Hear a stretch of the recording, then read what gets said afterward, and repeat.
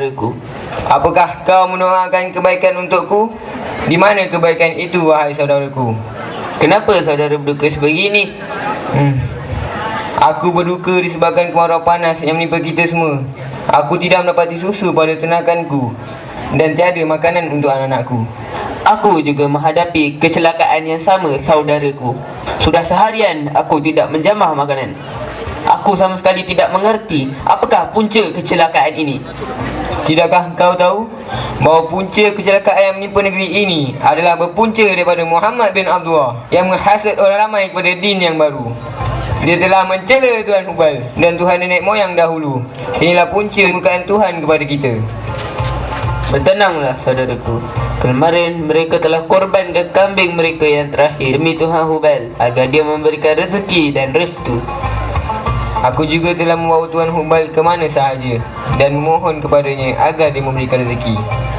Di mana Tuhan Hubal itu? Dia bersamaku sekarang. Ini. Daripada apa kamu menciptanya? Aku menciptanya dari gandum yang diuli.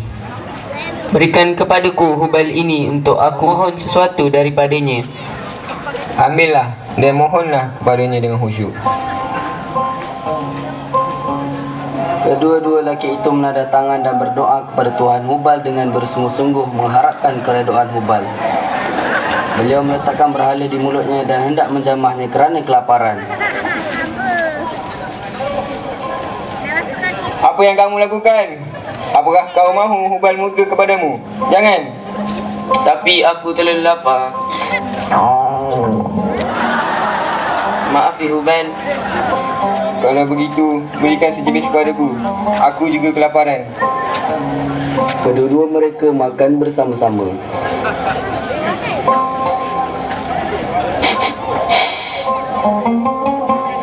Haruman apakah ini? Ini bukan sebarang haruman. Ya betul. Aku yakin haruman sebegini adalah haruman Mus'ab bin Umair.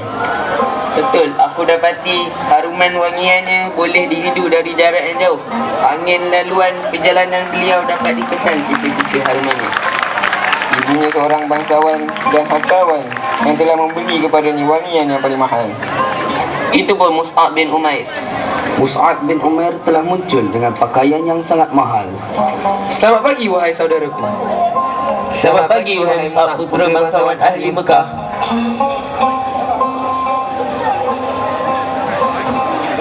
Demi Tuhan, aku tidak pernah melihat dalam hidupku orang yang tampan dan hebat sepertimu. Apa yang engkau lakukan? Aku mahu meletakkan wangian haruman tangan kamu di bajuku. Dengan itu wangian ini akan kekal di bajuku.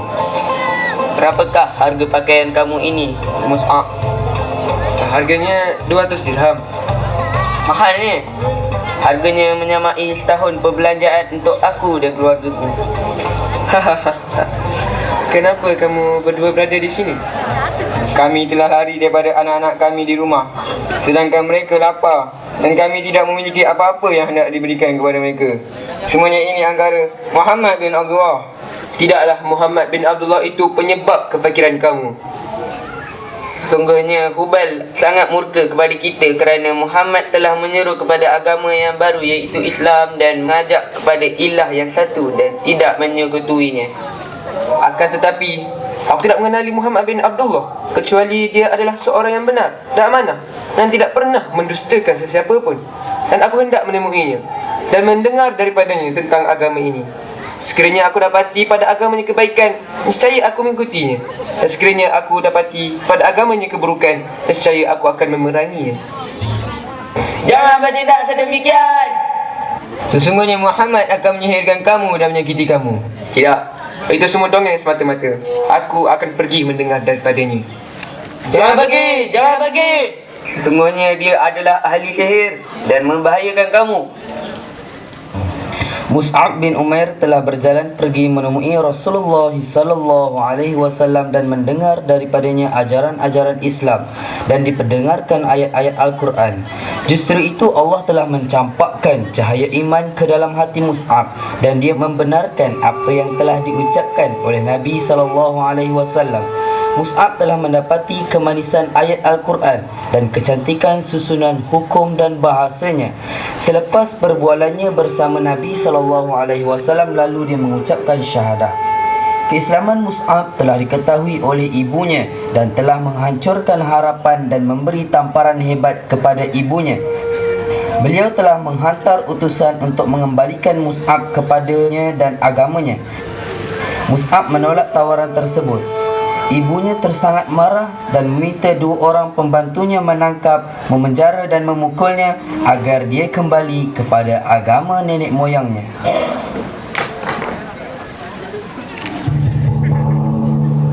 Tinggalkan agama Muhammad dan kembalilah kepada agama kamu dan agama nenek moyang kamu. Demi Allah, aku tidak akan meninggalkan agama Islam ini. Dan sesungguhnya Allah telah mencampakkan Islam ke dalam hatiku, dan aku tidak akan meninggalkan cahaya ini untuk kembali kepada kegelapan.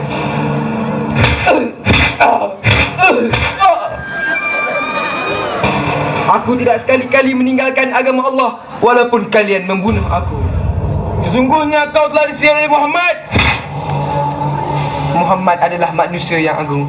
Dia bukanlah ahli sihir dan tidaklah orang gila. Bahkan kalianlah orang-orang yang gila, yang menyembah berhala, dan di saat kalian lapar, lalu kalian memakannya. Wahai Mus'ab, tinggalkan agama Muhammad dan kembalilah kepada agama kamu. Aku sama sekali tidak akan meninggalkan agama ini selama-lamanya. Sesungguhnya ibumu telah berkata, dia tidak akan memberikan apa-apa kesenangan dan harta untuk kamu jika kamu terus berpegang di atas jalan ini. Ya Allah, berilah petunjuk kepada ibuku, dan ketahuilah wahai ibuku, bahawa Allah telah memberikan kepada aku kesenangan yang banyak, lebih mulia daripada semua harta-harta kamu, dan itu ialah nikmat iman. Aku dah penat dengan kamu. Fikirlah dengan waras, wahai Mus'ab. Aku akan kembali semula kepada kamu. Janganlah kamu memenatkan dirimu. Jika kamu penggalkan kepalaku dan kamu memotong tubuhku keratan demi keratan untuk aku meninggalkan Islam ini, nescaya aku tidak akan meninggalkan agama ini. Ibumu akan menghalang kamu daripada segala kemewahan kehidupan, dan kamu akan hidup melarat dan jatuh miskin hinggalah kamu kembali kepada agama ibumu.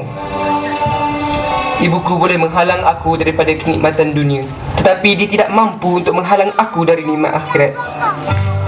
Sampaikan kepada ibuku bahawa kebahagiaan di dunia bukanlah dengan pakaian dan bukan pula dengan harta. Bahkan kebahagiaan di dunia dan akhirat ialah dengan iman kepada Allah. Ya Allah, berikan hidayah Islam kepada ibuku. Ibu Mus'ab berusaha untuk mengembalikan anaknya kepada kekufuran dengan pelbagai cara. Namun Mus'ab tetap berpegang teguh dengan Islam bagaikan bukit yang terpasak teguh, kerana dia meyakini bahawa Islam adalah agama Allah yang mulia dan membawa kebahagiaan dunia dan akhirat. Mus'ab berusaha untuk melepaskan rantai ikatan pada malam tersebut dan berjaya melepasinya dan pergi menemui Rasulullah SAW. Dalam perjalanan menemui Rasulullah SAW, beliau telah dipersenda dan diejek oleh mereka yang menemuinya. Mus'ab berjalan untuk menemui Rasulullah dengan penuh rasa malu disebabkan pakaian yang dipakainya.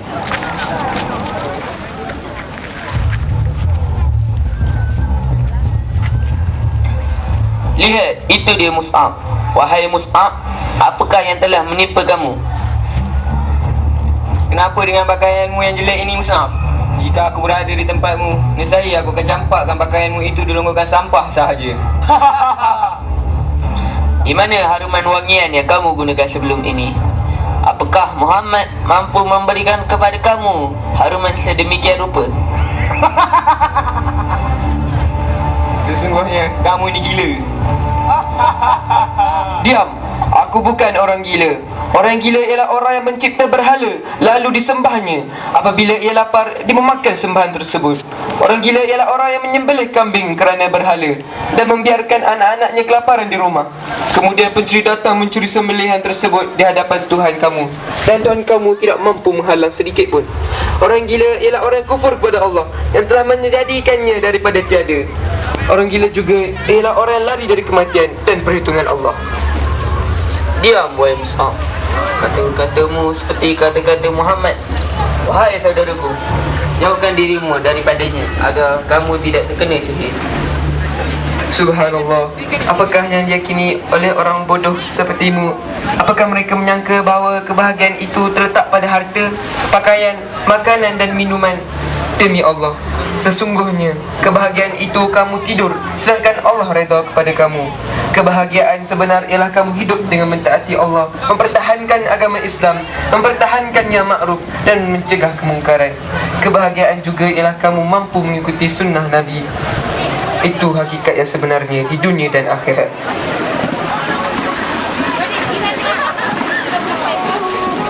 Assalamualaikum ya akhi. Adakah engkau Mus'ab bin Umair? Adakah kamu Bilal bin Rabah? Waalaikumsalam warahmatullahi wabarakatuh. Kabarkan kepadaku situasi kamu sekarang. Alhamdulillah, aku bersyukur kepadanya. Tetapi bagaimana kabar Rasulullah? Sudah lama aku tidak menemuinya. Sesungguhnya dia sangat risaukan kamu dan mendoakan kamu, dan dia telah mengutuskan aku untuk mengetahui keadaan kamu. Di manakah kekasihku Rasulullah sekarang? Baginda sedang berada di rumah Arqam bin Abi Arqam. Mari kita menemuinya, kerana di sana ada perkara yang penting yang sedang dirancang oleh baginda. Mari ke sana.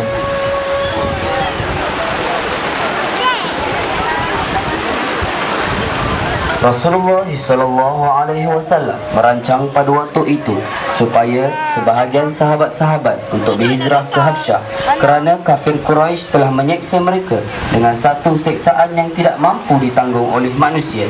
Di Habsyah mereka telah membuka lembaran baru untuk berdakwah kepada Islam. Sayyidina Mus'ab antara golongan yang berhijrah ke Habsyah, dan hijrah ini dinamakan hijrah yang pertama. Para sahabat telah berhijrah untuk kali yang kedua, yang dinamai hijrah ke Madinah. Rasulullah SAW merasa sangat sedih terhadap apa yang telah menimpa Sayyidina Mus'ab kerana fakir dan lapar. Akan tetapi Rasulullah SAW mendoakannya supaya sentiasa tetap bersama Islam, dan baginda menggelarkannya Mus'ab yang baik. Dan selepas Sayyidina Mus'ab kembali dari Habsyah ke Makkah, Nabi SAW memilih Mus'ab untuk memikul tanggungjawab yang besar dalam sejarah Islam, iaitu untuk berhijrah ke Madinah supaya menyampaikan dakwah Islamiyah kepada penduduk Madinah. Dan beliau telah menghidupkan suasana di Madinah untuk mereka menerima agama Islam. Sayyidina Mus'ab bin Umair merupakan duta pertama di dalam Islam.